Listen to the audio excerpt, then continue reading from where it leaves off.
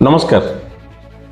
सूर्यास्तर स्वतंत्र साक्षात्कार कार्यक्रम रे आमे भेटिबा जणे भल मनिष जो भल मनिष जणे श्रेष्ठ मनिषर उदाहरण जहाँकर पथ अनुकरण करती अनेक छात्र छात्री से होउचंती बारबाटी संस्कृत महाविद्यालय अध्यक्ष श्रीयुक्त सोमनाथ नायक जीवनर दीर्घ 32 वर्ष धरी अनवरत शिक्षा प्रदान करने एवं छात्र छात्री मानकर उज्जवल भविष्य को कामना करी तैयारी करिसेंती एक सुंदर शिक्षानुष्ठान। आपने जानीपारे ओडिशा रे शिक्षा अग्रगति रे अनेक शिक्षक निज जीवन यौवन सबकिछि मन प्राण ढाली देइछंती केवल तैयारी करिया पई ग्रामांचल थिबा छात्र छात्री मानकर विकास किपरि हेबो, ग्रामांचल थिबा छात्र छात्री मानकर सर्वांगीण विकास हेबो एवं सेमाने शिक्षा को आयुध करी आग को बढ़िबारे सहायक हेबे और समस्त स्वप्न साकार हो। वास्तव में जन श्रेष्ठ शिक्षक जेतेबेले तांको अनुष्ठान को आसुथिबा छात्र छात्री मानक आखिर स्वप्न को देखती एवं अनेक अभिभावक मानकर स्वप्न को देखती चेष्टा करती किपरि से अभिभावक छात्र छात्री एवं समस्त को नहीं गढ़ी उठुवा समाजर स्वप्न किपरि साकार हो। सारंकर ये जो अनवरत प्रयास को आमे जिते प्रशंसा कले सेते कम हो। वास्तव में देखंतु किंतु जे होचंदे जने कैमेरा साइमैन केबे कैमेरा सामना को आसंती नहीं कि निज मनरे किबा एते कोह बा एते परिश्रम करिथिवार कथा केबे का खंदे किंतु सूर्यास्तर जो स्वतंत्र प्रयास गाँ मनीष और गाँ रे थिबा शिक्षक शिक्षाविद मानक नहीं विश्व दरबार रे पहुंचार प्रयास रे आज आसी आमे पहुंचले एठी। आसंतु आमे सार सहित सार जीवन यात्रा प्रसंग आलोचना। नमस्कार, मु सोमनाथ नायक बारबाटी संस्कृत महाविद्यालय अध्यक्ष। मोर घर यही निकटवर्ती 1 किलोमीटर बामदेवपुर। मो 1995 मसीह ये कॉलेज रे चाकरी करी अछि। मु देखिली सेते बेले गरीब असहाय पिला माने पाठ पढ़ी पार नथिले गाँ रे बुलुथले तेणु से मुझे जॉइन कली से जाई बुझेकरी बापा मान परिवार रे बुझेकरी खूब कम पैसा रे एठी आनी शिक्षादान करेली जहाँफल जो मैंने आशा करू नथिले जे आमे +2 +3 पास करूँ से माने यही कॉलेज रु +2 +3 पास करी ये समाजर विभिन्न उच्च पदपदवी अधिष्ठित होइछन। जा हो सेमानंकर जो दयनीय अवस्था थिला वर्तमान क्षेत्र में से माने आर्थिक स्वच्छलता अग्रगति करी समाजर मुख्य स्थान रे रहिचंती एवं तापरे मोर शिक्षक भाई माने आसिले से माने भी आमे शिक्षा को गोटे जीवनर व्रत बोली भाबी समस्ते मो द्वारा बा मो कथारे सहमति प्रकाश करी एवं पूर्ण सहयोग करी आमे सेते बेलकु सरकार तरफ दरमा मिल नथिला आमे बिना पैसा रे परिश्रम करूथलु। जा हो ये सार माने सेमानकर समस्त श्रेय स्वार्थ को जलांजलि देई से माने आमे हुए तो माने 10टा ठारू 3टा पर्यंत क्लास करू समस्ते निज निजर पाठ पढ़ाई निज निजर दक्षतार प्रमाणित करिसंती एवं से दक्षता 1992 मसीह आमर कॉलेजर संपादक श्रीजुक्त भागवत नायक आरंभ करथिले। परवर्ती पर्यायर किछि सार माने आसंती पळे जाती आमे प्राय 95 मसीह जो माने रहिलु से माने परमानेंट ही रहिलु। कौनसी समस्या आर्थिक चिंता सामाजिक जो ताड़ना ताकू भ्रूक्षेप न करी आमे निज दायित्व कर्तव्य संपादन करिबारे केबे पश्चातपद हेइनु। जा हो मोर भाई भूणी माने परवर्ती पर्यायर आसिले से माने जो दक्ष अभिज्ञता कौन मु तो जानी नथिली किंतु मु उपलब्धि कली से मानकर बाग्मिता दक्षता एवं शिक्षागत अभिज्ञता को वास्तव से एटी रूपायन करी तांकर सब्जेक्ट रे मु जेतेले देखुची ये कॉलेज रे कॉपी गोटे हुएनी किंतु 80 मार्क सर्वाधिक 80 मार्क पर्यंत पिला नंबर रखिचंती। मु भी रास्ता कड़ कॉलेज कॉपी टिके हेले मु तुले पारिबिनी तथापि अति कठोर भाव में ये सेंटर परिचालित हुए। कौन सी परिस्थिति रे ये सेंटर स्क्रैच है ना ଯେତେ ପ୍ରତିଦ୍ୱନ୍ଦିତା କରିକିରି କିଛି ଲୋକ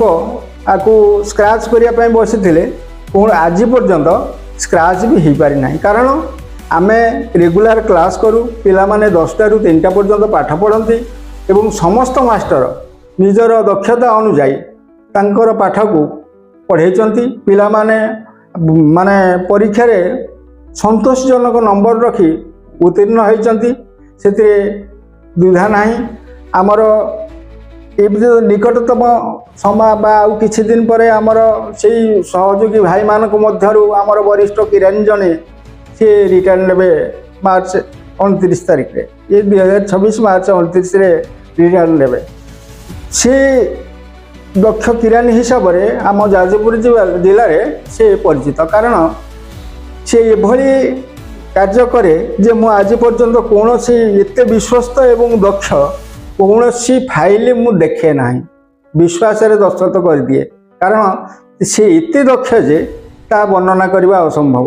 ଆଉ ମୋର ଯେଉଁ ଭାଇମାନେ ଭଉଣୀମାନେ ରହିଛନ୍ତି ଏଠି, ସେମାନେ ତାଙ୍କର ଗୁଣ ସେଇଭଳି ଭାବରେ ଦକ୍ଷତାର ସହିତ ପ୍ରତିପାଦନ କରି ଆଜି ଏ ଅଞ୍ଚଳରେ ଏମାନେ ସୁନାମ ଅର୍ଜନ କରିଛନ୍ତି ଏବଂ ପିଲାମାନେ ସେଇମାନଙ୍କ ଠାରୁ ଜ୍ଞାନ ଆହରଣ କରି ଆଜି ବିଭିନ୍ନ ଜାଗାରେ ସେଇ ସଂସ୍କୃତ ବିଭାଗର ହେଉ, ପୋଲିସ ବିଭାଗର ହେଉ, ଶିକ୍ଷକ ପ୍ରାଇମେରୀ ସ୍କୁଲ ବିଭାଗରେ ହେଉ, ହାଇସ୍କୁଲରେ ହେଉ, ସେମାନେ ସମାଜର ବଡ଼ ପଦପଦବୀରେ ଅଧିଷ୍ଠିତ ହୋଇଛନ୍ତି।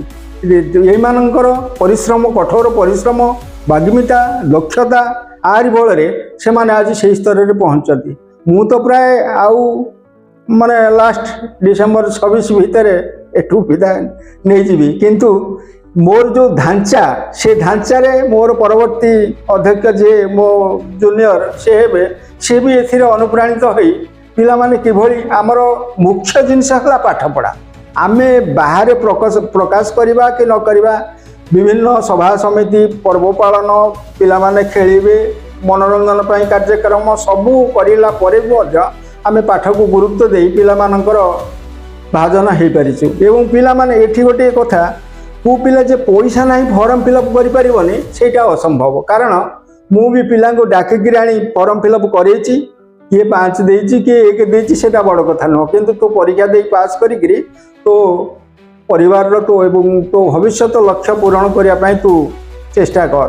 ଯାହା ହଉ ସେମାନେ ବି ଆଜି ରାସ୍ତାଘାଟରେ ଯେଉଁଠି ଦେଖିଲେ ଯେ ସେ ଏତିକି କହୁଛନ୍ତି, ଯାହା ହଉ ଆମେ ଏଇ କଲେଜରେ ପାଠ ପଢ଼ିଛୁ ଯେ ବାଧ୍ୟତାମୂଳକ ନ ହୋଇ ସାର୍ କଲେଜ ତରଫରୁ ଯେଉଁ ଡେଭଲପମେଣ୍ଟ ପଇସା ଘରଦ୍ୱାରଟିଏ ହେବା କଥା ସେଇ ପଇସାକୁ ସେମାନେ ଡେଭଲପମେଣ୍ଟ ନ କରି ଆମ ଫର୍ମ ଫିଲ୍ଅପ୍ରେ ବିତେଇ ଦେଇଛନ୍ତି ଏବଂ ତାଙ୍କରି ପାଇଁ ଆଜି ଆମେ ଏଇ ସ୍ତରରେ ପହଞ୍ଚୁ। ଏଇଟା ହେଉଛି ଆମ ସମସ୍ତଙ୍କ ପାଇଁ ବା ଏ କଲେଜ ପାଇଁ, ମୋର ଷ୍ଟାଫ୍ମାନଙ୍କ ପାଇଁ ଗୌରବର ବିଷୟ।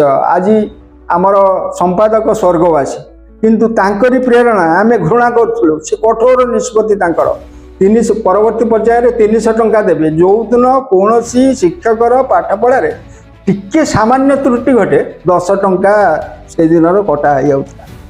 ଏଇଆକୁ ଭୟ କରି, ସେତେବେଳେ 300 ଟଙ୍କାର ମୂଲ୍ୟ ବହୁତ ଥିଲା, ସେଇଆକୁ ଭୟ କରି ଏବଂ ମୋତେ ପ୍ରତି ପିରିୟଡ଼ରେ କହିବେ ଚେକ୍ କରିବା ପାଇଁ, ମୁଁ ଯାଇକିରି କ୍ଲାସରେ ଚେକ୍ କରେ। ପିଲା ବି ପାଠ ପଢ଼ାନ୍ତି ଶିକ୍ଷକ, ପ୍ରଶ୍ନ ଉତ୍ତର ମାଧ୍ୟମରେ ଲବ୍ଧ ଜ୍ଞାନ ପରୀକ୍ଷା ସବୁକିଛି ଏ ମାଷ୍ଟରମାନେ।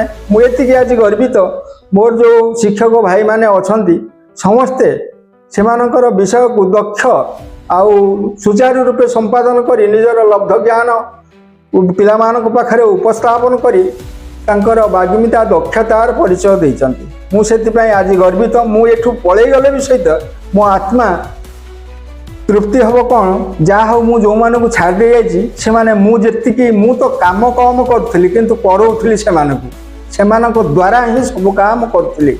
ଆଉ ଆମର ଏମିତି କେତେ ଜଣ ଅଛନ୍ତି ଯେ 10 ଜଣଙ୍କର କାମ ବି ଜଣେ କରିଲା ଭଳିଆ କ୍ଷମତା ତାଙ୍କର ଅଛି। ସେ ବାଦ ବିବାଦ କୌଣସି ଫଙ୍କସନ୍ ହଉ ଯାହା ହଉ ନିଜେ ମାନେ ଦିନ ରାତି ନ ମାନିକିରି କାର୍ଯ୍ୟ କରିଛନ୍ତି। ଏବଂ କଲେଜରେ ଏଭଳି ପରିସ୍ଥିତି ଆସିଛି, ରାତି 10ଟାରେ ବି ଆସି 12ଟା ପର୍ଯ୍ୟନ୍ତ କଲେଜରେ ଶ୍ରମଦାନ କରି ସେମାନେ ଇଏ କରିଛନ୍ତି। ଏଇ ମୋ ପାଖରେ ବସିଥିବା ଭାଇ ବନ୍ଧୁମାନେ, ସେମାନେ ଯେତେବେଳେ କଲେଜ ଏଠି ଆରମ୍ଭ ହେଲା, ସେମାନେ ସନ୍ଧ୍ୟା ସମୟ ଯେମିତି ହେଇଯିବ ମିସ୍ତ୍ରୀ ପଳେଇବେ, ଜଣେ ମିସ୍ତ୍ରୀକି ଆମେ ଆଣିବୁ ଏବଂ ସିମେଣ୍ଟ ଗୋଳେଇକିରି ବାଲି ଆଣିକିରି ଗୋଳେଇକିରି ସେମାନେ କାମ କରିଛନ୍ତି। ସେମାନେ ଆଜି ସମାଜର ଯେଉଁ ସ୍ଥାନରେ ରହିଛନ୍ତି ନିଜର କ୍ଷମତା ଏବଂ ସମ୍ମାନକୁ ପଦାଘାତ କରି ଏ ଅଞ୍ଚଳରେ ଗୋଟିଏ ସଂସ୍କୃତ କଲେଜ କିଭଳି ବିକାଶ ହେବ ଏବଂ ଖଟିକିଆ ସର୍ବହରା ଅବହେଳିତ ଦଳିତ ନିଷ୍ପେଷିତ ଲୋକମାନେ କିଭଳି ଏ ଅଞ୍ଚଳରେ ସଂସ୍କୃତ ମାଧ୍ୟମରେ ଶିକ୍ଷା ଲାଭ କରି ଏ ସମାଜର ବିଭିନ୍ନ ସ୍ଥାନରେ ଅଧିଷ୍ଠିତ ହେବେ ସେଥିପାଇଁ ସମସ୍ତେ ଇଏ ତ କଲେଜ ଗୋଟିଏ କଲେକ୍ଟିଭ ଅର୍ଗାନାଇଜେସନ୍ ଏଠି ସମସ୍ତଙ୍କର ସହଯୋଗ ବିନା କଲେଜ ତିଷ୍ଠି ପାରିବ ନାହିଁ।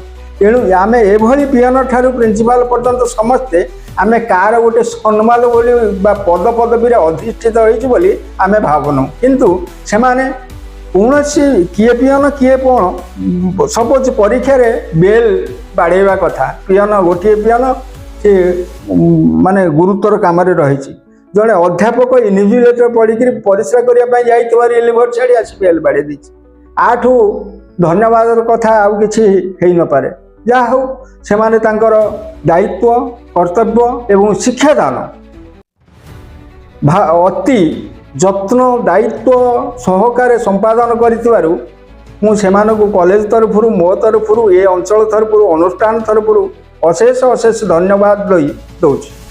ଏବେ ଆମେ ସୋମନାଥ ସାର୍ଙ୍କ ସହିତ ଆଲୋଚନା କରୁଥିଲେ ନିଜର ଜୀବନ ଯାତ୍ରା ପ୍ରସଙ୍ଗରେ ଏବଂ ଗ୍ରାମାଞ୍ଚଳରେ ଗୋଟେ ଶିକ୍ଷାନୁଷ୍ଠାନ ତିଆରି କରିବା ପାଇଁ କିପରି ଜଣେ ଅଧ୍ୟକ୍ଷ ବା ପ୍ରିନ୍ସିପାଲ ତାଙ୍କ ନିଜର ସହକର୍ମୀମାନଙ୍କୁ ଭାଇ ଭଉଣୀ ପରି ସ୍ନେହ ଆଦର କରି ଏକ ସୁନ୍ଦର ଅନୁଷ୍ଠାନ ତିଆରି କରିଛନ୍ତି। ବାସ୍ତବରେ ଗ୍ରାମାଞ୍ଚଳରେ ଗୋଟେ ଶିକ୍ଷାନୁଷ୍ଠାନ ତିଆରି କରିବା କେତେ ଯେ କଷ୍ଟ ଯେଉଁ ଲୋକମାନେ ତିଆରି କରିଛନ୍ତି ସେମାନଙ୍କୁ ଜଣା। ଆଉ ଗୋଟେ କଥା ହେଲା ବାରବାଟୀ ପରି ଅଞ୍ଚଳରେ ଏକ ଉନ୍ନତ ଶିକ୍ଷାନୁଷ୍ଠାନ ତିଆରି କରିବା ସମସ୍ତ ଅଭିଭାବକ ଅଧ୍ୟକ୍ଷ ତାଙ୍କର ସହକର୍ମୀ ସହଯୋଗୀ ଏବଂ ଲେକ୍ଚର ସମ୍ପାଦକ ଏବଂ ଏ ଅନୁଷ୍ଠାନକୁ ଯେଉଁ ଲୋକମାନଙ୍କର ଏକ ସ୍ୱପ୍ନ ଥିଲା ଆମ ଅଞ୍ଚଳରେ ଆମେ ଏକ ସ୍ୱତନ୍ତ୍ର ଶିକ୍ଷା କେନ୍ଦ୍ର ତିଆରି କରିବା ସମସ୍ତଙ୍କୁ ଅଶେଷ ଧନ୍ୟବାଦ। ଆଉ ଗୋଟେ କଥା ସାର୍ ତାଙ୍କ ଆଲୋଚନାରେ କହୁଥିଲେ ସେତେବେଳର ତାଙ୍କର ଯେ ସମ୍ପାଦକ ମହୋଦୟ ଥିଲେ ସେ ସମ୍ପାଦକ ଏତେ କଡ଼ା ଥିଲେ ବା ଏତେ ଆଇନ ଏତେ ଶୃଙ୍ଖଳ ଭିତରେ ବାନ୍ଧିଥିଲେ ଯଦି କୌଣସି ଲୋକ ସାମାନ୍ୟ କାର୍ଯ୍ୟରୁ ବିଚ୍ୟୁତ ହୁଏ ତେବେ ସେତେବେଳେ ବା ସେ ସମସ୍ତେ 300 ଟଙ୍କା ଦରମା ଦେଉଥିଲେ 10 ଟଙ୍କା କାଟି ଦେଉଥିଲେ। ସାର୍ ମୁଁ ଆପଣଙ୍କୁ ପ୍ରଶ୍ନ ପଚାରିବି ସେମିତି ଆପଣ କେବେ ସେମିତି ଅସୁବିଧାର ସମ୍ମୁଖୀନ ହୋଇଛନ୍ତି ଯେତେବେଳେ ସେ ଆପଣଙ୍କ ସମ୍ପାଦକ ମହୋଦୟ ଆପଣଙ୍କ ଦରମା କାଟି ଦେଇଛନ୍ତି? ନା ମୋର ଯଦିଓ କାଟି ନାହାନ୍ତି ମୁଁ ଯେହେତୁ ପ୍ରିନ୍ସିପାଲ ମୁଁ ନିୟମ ଅନୁଯାୟୀ ମୋର ରହେ। ଯେଉଁମାନେ ଆଉ ଅନ୍ୟ ସାର୍ ମାନେ କିଏ 5-3 ମିନିଟ୍ ଡେରି କରିଦେଲେ କ୍ଲାସକୁ ସିଏ ବି ସବୁବେଳେ ଆସି ଉପସ୍ଥିତ ରହନ୍ତି। ତେଣୁ ତାଙ୍କୁ ମୁଁ ଯୋଉଟାକୁ ଆଭଏଡ୍ କରିଦେବା ପାଇଁ ଚାହେଁ ସେ ନିଜେ ଅଛନ୍ତି କିଛି କରିହେବନି। ତେଣୁ ଏଇ ସାର୍ ମାନେ 300 ଟଙ୍କା ପରିବର୍ତ୍ତେ 280 290 ଏମିତି ନେଇଛନ୍ତି। ଇଏ ବି ଗୋଟେ ଉଦାହରଣରେ ହେଇ ରହିଛି। ଆଉ ସେମାନେ ବି ମନ ଦୁଃଖ କରନ୍ତିନି କାରଣ ସେ ଜାଣନ୍ତି ଆମେ ଟିକେ ଭୁଲ କରୁଛୁ ତେଣୁ ସମ୍ପାଦକ କଥାକୁ ସେମାନେ ମାନନ୍ତି। ଧନ୍ୟବାଦ। ବାସ୍ତବରେ ଏକ ଶୃଙ୍ଖଳାଗତ ଜୀବନକୁ ଅନୁସରଣ କରିବା କଷ୍ଟ, କିନ୍ତୁ ଶୃଙ୍ଖଳାଗତ ଜୀବନରେ ଥରେ ଆପଣ ପଡ଼ିଗଲେ ସେ ଢାଞ୍ଚା ଆପଣଙ୍କୁ ଏତେ ମଜବୁତ କରିଦେବ ଆପଣ କେତେବେଳେ କୌଣସି ବା ଜୀବନର କୌଣସି ଅନୁକୂଳ ଗତି ହେଉ କି ପ୍ରତିକୂଳ ଗତି ହେଉ ତାକୁ ସମ୍ମୁଖୀନ କରି ଆପଣ ଆଗକୁ ବଢ଼ିପାରିବେ। ସାର୍ ଆଉ ଗୋଟେ କଥା ଏବେ ଆପଣଙ୍କର ନୂଆ ଶିକ୍ଷାନୀତି ଆସିଛି ଯାହା NEP 2020 yes ନୂଆ ଶିକ୍ଷାନୀତି 2020 ପ୍ରସଙ୍ଗରେ କିଛି କହିବେ ଏବଂ ତାହା ଆପଣ କେମିତି ଆପଣଙ୍କର ଅନୁଷ୍ଠାନରେ ଇମ୍ପ୍ଲିମେଣ୍ଟ କରୁଛନ୍ତି ଏବଂ ଏହା ଦ୍ୱାରା ପିଲାମାନଙ୍କର କିପରି ଉଜ୍ଜଳ ଭବିଷ୍ୟତ କାମନା କରାଯାଇପାରିବ ତା ଉପରେ ଆପଣଙ୍କର ମତ। ମୁଁ ଏ ବର୍ଷ ଯାହା ଆମେ ଜାଣିଲୁ NEP 2020 କିନ୍ତୁ ତାର ବିଷୟ ସେବା ଆମର ସମ୍ପୂର୍ଣ୍ଣ ସେମିଷ୍ଟାର ସରିନାହିଁ। ଆମେ ବର୍ତ୍ତମାନ ତୃତୀୟ ସେମିଷ୍ଟାରରେ ପହଞ୍ଚିଛୁ। ସେଇ ସେମିଷ୍ଟାର ଭିତରେ ପିଲାମାନଙ୍କର ଦକ୍ଷତା ବିକାଶ ପାଇଁ ବହୁତ ସୁବିଧା ସୁଯୋଗ ରହିଛି। ପିଲାମାନେ ପ୍ରତି ବିଷୟରେ ମାନେ ଅବଗତ ହେଇପାରୁଛନ୍ତି ଏବଂ ନିଜର ଭବିଷ୍ୟତ ଗଢ଼ିବା ପାଇଁ ବି ସୁବିଧା ପାଇପାରିବେ। ଯେହେତୁ ପୂର୍ଣ୍ଣାଙ୍ଗ ହେଇନାହିଁ ସେମିଷ୍ଟାର ଆହୁରି ମାନେ ତୃତୀୟ ସେମିଷ୍ଟାରରେ ପହଞ୍ଚି ପିଲାମାନେ ଆଗ ବହିକି ପଢ଼ି ଦେଉଥିଲେ କିନ୍ତୁ ଏବେ ଦେଶ ବିଦେଶ ଅନ୍ତର୍ଦେଶୀୟ ସ୍ତରର ଜିନିଷ ବି ଏଥିରେ ରହିଛି ଏବଂ ନିଜେ ମାନେ ଯୋଉଟାକୁ କୋର୍ସରେ ନଥିଲା +3 କୋର୍ସରେ ତାହା ବି ରହିଛି। ସେ ସବୁ ବିଷୟରେ ପିଲାମାନେ ଅବଗତ ହେଇପାରୁଛନ୍ତି ଏବଂ ତାଙ୍କର ଯେତିକି ଜ୍ଞାନ ମୁଁ ଭାବୁଛି ଆଗେ ଥିଲା एबेकर पिला सेमिस्टर पिला से पिला भितर यदि आम तुलना करवा ताहले ये सेमिस्टर पिला अधिक ज्ञान और अधिक माने बही पढ़ी विभिन्न क्षेत्र में ज्योतिष क्षेत्र हो दर्शन क्षेत्र हो सामाजिक क्षेत्र हो राजनीतिक क्षेत्र हो सबुथिरे से माने पारंगम हो शिक्षा लाभ कर। धन्यवाद सर। आ गोटे कथा संस्कृत होची वैदिक भाषा देवता मानकर भाषा। संस्कृत भाषा एक स्वतंत्र स्थान अच्छी सारा भारत वर्ष रे संस्कृत कहूथुवा लोक संख्या टिके कमी जाउछि। सेथिପାଇଁ आपनको लागुनी कहीं ना कहीं टिके राज्य सरकार टिके अधिक किछि कार्यक्रम कले बोधे संस्कृत भाषा आउ टिके आगु बढ़ी परिबे। मु वर्तमान राज्य सरकार कहबी जे संस्कृत भाषा जितेबेले 1990 मसीहा ठू नुआ संस्कृत कॉलेज खोलिला तत्कालीन समय ये गणशिक्षा विभाग रे थिला। गणशिक्षा विभाग रे आर नीति नियम किछि नथला। एग्जामिनेशन परमिशन पाई पाई का 2007 पर्यंत आसला। 2007 पर मुख्यमंत्री निर्देश रे उच्च शिक्षा को आसला। ये संस्कृत शिक्षा को यदि सरकार तरफ अधिक प्रोत्साहन दिया जाता ताहले राज्य सरकार वर्तमान ओडिशा रे ओडिया रे चिठी पत्र लिखा हो केते जण मानुचंदी सरकार ऑर्डर कले भी मध्य मानुना से भली संस्कृत एभली गोटे भाषा पहुंची जाइए जे देखंतु आमे संस्कृत रे तो कागज पत्र करि परिबानी ऑफिशियली किंतु ये पिला माने जो माने स्वतःस्फूर्त भाव रे आसुचंदी आ बाध्यतामूलक भाव रे संस्कृत अरे पढ़िया इच्छा प्रकाश करूना कहीं कर होनी कहीं ना वर्तमान केते गुड़िए रही कौन ना जेनेल कॉलेज रे जने साइंस पास कर आर्ट्स कॉमर्स पास कर बीएड पठे दिया होची किंतु संस्कृत कॉलेज रे जने शास्त्री पास करिले 5 वर्ष तलर नियम अनुसार से बीएड जाय करले तार इच्छा थिले भी मध्य संस्कृत पढ़िया से संस्कृत कॉलेज रे ना लिखिया राजी होनी कहीं ना मु बीए पर कौन करी तो general college student BCom BSc pass कला परे सीटी हो बीडी हो अन्य वोकेशनल जिनस हो पड़े जाउची। संस्कृत जदि राज्य सरकार को तरफ पिला मानकु किछि स्टाइपेंड आकार रे मिलंता स्वतंत्र एडमिशन पाई अन्य कॉलेज अपेक्षा जनरल कॉलेज अपेक्षा ताहले पिला माने उत्साहित होते एवं संस्कृत शिक्षा पाई मागणा रे किछि पाठ्यपुस्तक जदि प्रति कॉलेज को स्ट्रेंथ वाइज दे दिया ताहले पिला माने सेतिरे उत्साहित होते से पिला माने संस्कृत शिक्षा उपरे टिके कम गुरुत्व दउचंदी। फिर तो बहुत पिला मो देखुची आम कॉलेज रे से माने कहउचन जा हो आमे संस्कृत पढ़िकरी किछि नहले पर्यंत अन्य जनरल कॉलेज रे पिला माने बसुधला बेले आमे कोनसी पूजा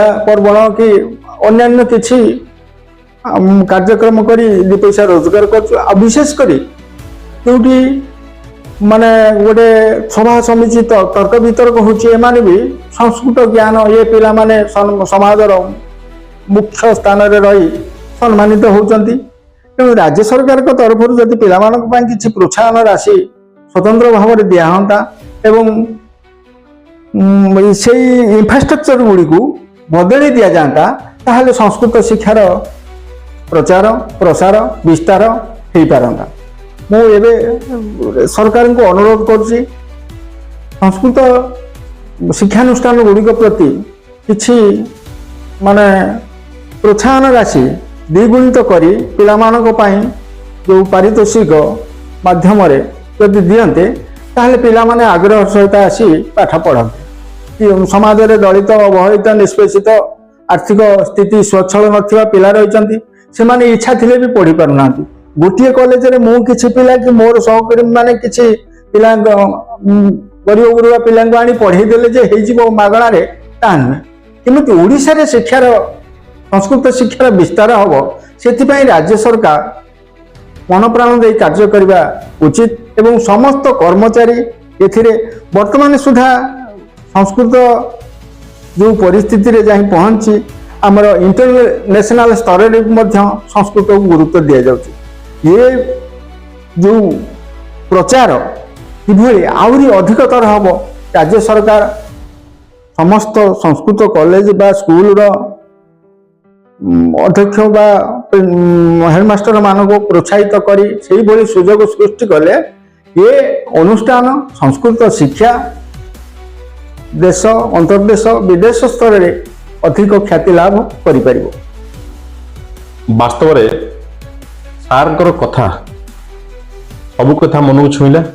ସାଧାରଣ ଲୋକ ସମାଜ ଘଟୁଥିବା ଘଟଣାବଳୀର ଅନୁସରଣ କଲେ ବାପା ମାଙ୍କୁ ପିଲାମାନେ ପଚାରିବା ଦରକାର। ପିଲାମାନେ ବା ଯୁବପିଢ଼ିମାନେ ନିଜ ବ୍ୟବହାରକୁ ସମାଜର ଆଦର୍ଶ ବା ନିଜ ବ୍ୟବହାର ଦ୍ୱାରା ଶ୍ରେଷ୍ଠ ମଣିଷ ବୋଲି ପରିଚିତ କରାନ୍ତୁ ଏବଂ ଆଜିର ଯୁବପିଢ଼ି ନ ଭାବନ୍ତୁ କି ଆଗାମୀ ପାଇଁ ଚାକିରି ନାହିଁ, ବଜାରରେ ବା ସମାଜରେ ଚାକିରି ଅଛି। ଆପଣ ନିଜକୁ ଚାକିରି ଉପଯୋଗୀ କରନ୍ତୁ ଏବଂ ଜଣେ ଭଲ ମଣିଷର ସଂଜ୍ଞା ନେଇ ଆଗକୁ ବଢ଼ନ୍ତୁ। ଜୟ ଜଗନ୍ନାଥ ଏବଂ ସାର୍ଙ୍କର ଆଗାମୀ ଜୀବନ ସୁଖମୟ ହଉ, ଆନନ୍ଦମୟ ହଉ, ନିରାମ ହଉ। ରହିଲୁ, ନମସ୍କାର। ପୁଣି ଦେଖା ହବ ଆଗାମୀ ଅଧ୍ୟାୟରେ। ନମସ୍କାର।